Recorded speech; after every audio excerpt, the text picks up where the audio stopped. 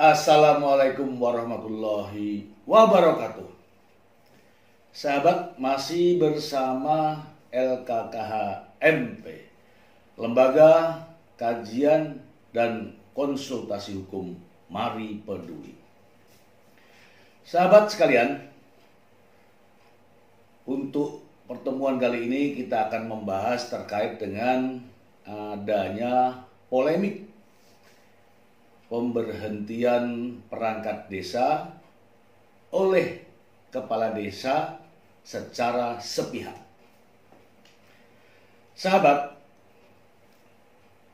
sebagaimana peraturan Menteri Dalam Negeri nomor 67 tahun 2017 tentang perubahan atas Peraturan Menteri Dalam Negeri nomor 83 tahun 2015 tentang pengangkatan dan pemberhentian perangkat desa. Ya. Terkait dengan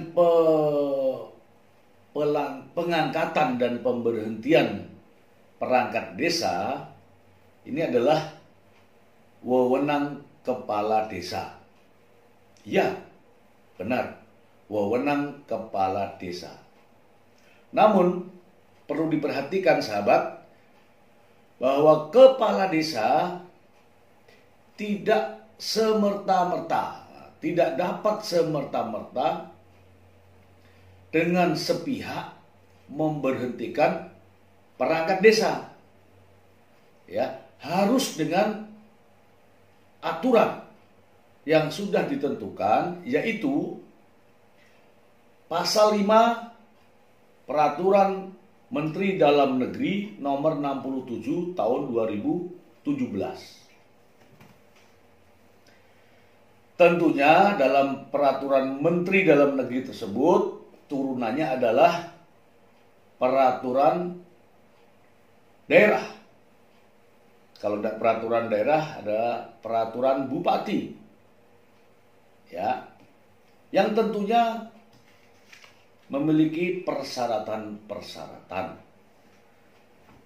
untuk mengangkat dan memberhentikan perangkat desa tersebut. Namun masalahnya ada kendala, ada problem, ada persoalan terkait dengan pemberhentian perangkat desa. Tentu saja ada beberapa kepala desa yang nakal, yang tidak sesuai dengan peraturan Menteri Dalam Negeri. Ketentuannya adalah ketika perangkat desa dapat diberhentikan, pertama, perangkat desa tersebut meninggal dunia. Yang kedua, perangkat desa tersebut mengundurkan diri atau mundur dari jabatannya. Itu baru bisa diberhentikan. Mungkin ada persyaratan-persyaratan lain, diantaranya mungkin tidak memenuhi tugasnya sebagaimana menjadi perangkat desa, atau melanggar larangan, atau terlibat kasus tindak pidana yang ancaman hukumannya 5 tahun ke atas, atau sudah menjadi terpidana sesuai dengan putusan pengadilan, dan lain sebagainya. Sahabat sekalian, saya akan membuka polemik terkait dengan penghentian sepihak perangkat desa oleh kepala desa. Sebagaimana diatur dalam pasal 5 Peraturan Menteri Dalam Negeri nomor 67 tahun 2017, diantaranya adalah meninggal dunia atau mengundurkan diri. Nah, Masalahnya, bagaimana ketika seseorang masih sehat walafiat, masih bisa menjalankan tugas sebagai perangkat desa, tiba-tiba kepala desa mengusulkan untuk diberhentikan dengan alasan tidak mampu menjalankan tugas. Sahabat, saya akan bacakan terkait dengan aturan ini agar sahabat kita semua tahu terkait dengan polemik pemberhentian perangkat desa.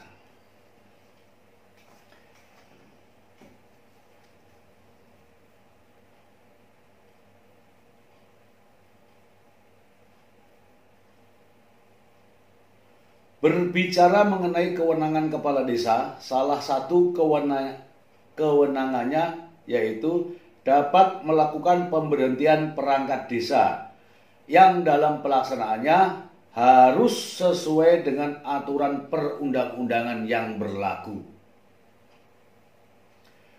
Berdasarkan Peraturan Menteri Dalam Negeri Nomor 67 Tahun 2017 tentang perubahan atas Peraturan Menteri Dalam Negeri Nomor 83 Tahun 2015 tentang pengangkatan dan pemberhentian perangkat desa. Secara eksplisit dijelaskan bahwa perangkat desa diberhentikan apabila sudah tidak memenuhi syarat menjadi perangkat desa dan melanggar larangan sebagai perangkat desa. Ini satu dulu saya bacakan sahabat. Artinya ketika dua hal ini tidak dipenuhi, maka kepala desa tidak bisa menghentikan atau memberhentikan perangkat desa secara sepihak. Ya, ingat itu, wahai kepala desa.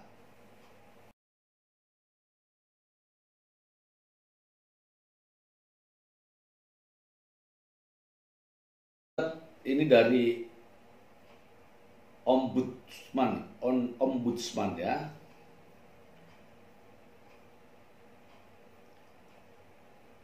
Berdasarkan hasil pemeriksaan Ombudsman RI, terdapat beberapa faktor yang menyebabkan laporan pemberhentian perangkat desa semakin bertambah. Pertama, masih banyak kepala desa yang belum memahami terkait regulasi pemberhentian perangkat desa. Kedua, kinerja perangkat desa sudah tidak sejalan dengan visi misi kepala desa. Ketiga, yang sering terjadi pada saat penggantian kepala desa yaitu mengubah formasi perangkat desa tanpa merujuk pada aturan yang berlaku. Banyak sahabat, nanti sahabat silahkan membaca sendiri. Ini ada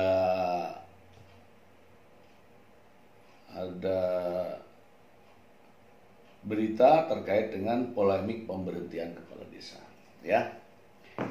Yang saya mau soroti ini adalah,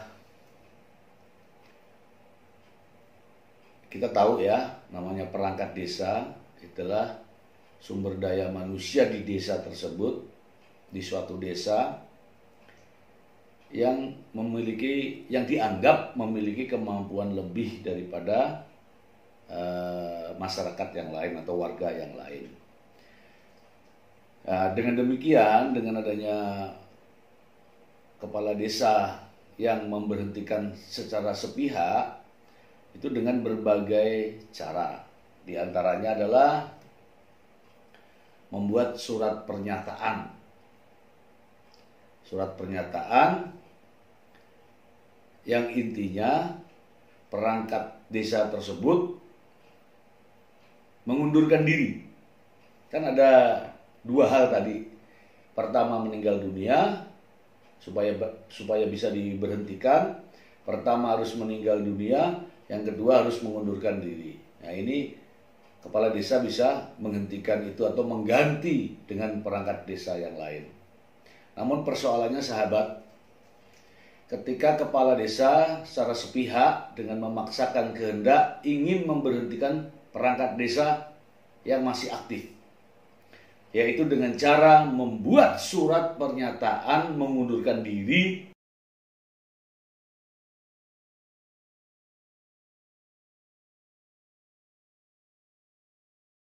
berdasarkan hasil pemeriksaan Ombudsman RI, terdapat beberapa faktor yang menyebabkan laporan pemberhentian perangkat desa semakin bertambah. Pertama, masih banyak kepala desa yang belum memahami terkait regulasi pemberhentian perangkat desa. Kedua, kinerja perangkat desa sudah tidak sejalan dengan visi misi kepala desa. Ketiga, yang sering terjadi pada saat penggantian kepala desa yaitu mengubah formasi perangkat desa tanpa merujuk pada aturan yang berlaku. Banyak sahabat, nanti sahabat silahkan membaca sendiri. Kita tahu ya, namanya perangkat desa itulah sumber daya manusia di desa tersebut, di suatu desa yang dianggap memiliki kemampuan lebih daripada masyarakat yang lain atau warga yang lain. Nah, dengan demikian, dengan adanya kepala desa yang memberhentikan secara sepihak itu dengan berbagai cara. Di antaranya adalah membuat surat pernyataan. Surat pernyataan yang intinya perangkat desa tersebut mengundurkan diri. Kan ada dua hal tadi. Pertama, meninggal dunia supaya bisa diberhentikan. Pertama harus meninggal dunia, yang kedua harus mengundurkan diri. Nah, ini kepala desa bisa menghentikan itu atau mengganti dengan perangkat desa yang lain. Namun persoalannya sahabat, ketika kepala desa secara sepihak dengan memaksakan kehendak ingin memberhentikan perangkat desa yang masih aktif, yaitu dengan cara membuat surat pernyataan mengundurkan diri. Namun persoalannya sahabat, ketika kepala desa secara sepihak dengan memaksakan kehendak ingin memberhentikan perangkat desa yang masih aktif, yaitu dengan cara membuat surat pernyataan mengundurkan diri asli tapi palsu. Kenapa demikian? Karena yang bersangkutan tidak merasa mengundurkan diri. Karena yang bersangkutan masih sehat dan masih bisa menjalankan aktivitasnya. Namun karena keinginan daripada kepala desa, sehingga yang bersangkutan membuat seolah-olah perangkat desa tersebut mengundurkan diri. Sementara yang bersangkutan, perangkat desa dimaksud, masih aktif bekerja sebagai perangkat desa. Tentu saja menurut penilaian saya, hal ini